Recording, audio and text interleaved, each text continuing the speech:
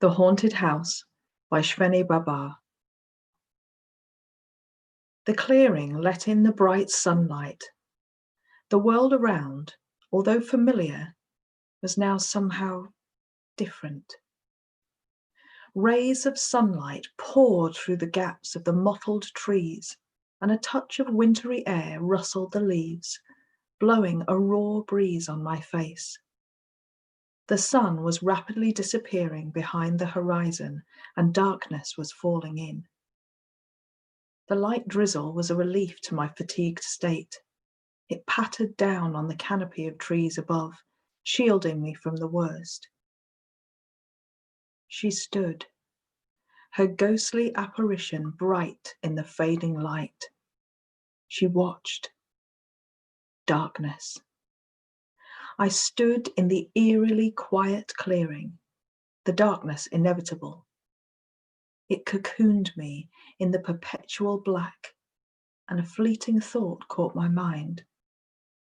I would never see the light of day ever again. I saw a tiny silhouette in the distance, walking forward. Her dirty, ragged hair whipped around the small figure. An ominous gurgle came from her mouth. On the hollowed-out sockets where her eyes should have been, glowed with an otherworldly transparency. She was everybody's nightmare. She sought out the living like a predator chasing their prey. Her ragged dress was torn up the leg, and a black cape, though once majestic, was now shredded into black tatters. She entered the house. I felt it being pulled and followed unwillingly. The full moon stood out, stark in the clear sky. The house groaned under the increasing pressure of the wind, standing in the middle of the abandoned clearing, the scenery behind both beautiful and terrifying. It reminded me of a haunted house. I entered. Terrified, the room had a thick layer of dust everywhere that covered its surfaces. A chandelier that was once, in its days, would have hung lost in its own glory, was suspended by a rusting chain. It swayed slightly when the door suddenly slammed shut. A showering of dust rained down on me. Petrified, I looked around. Nothing. Nothing seemed to be out of place. I cautiously raced up the stairs to the room that looked like it had once been mine. It looked like the magnificent structure had finally lost a losing battle with nature itself.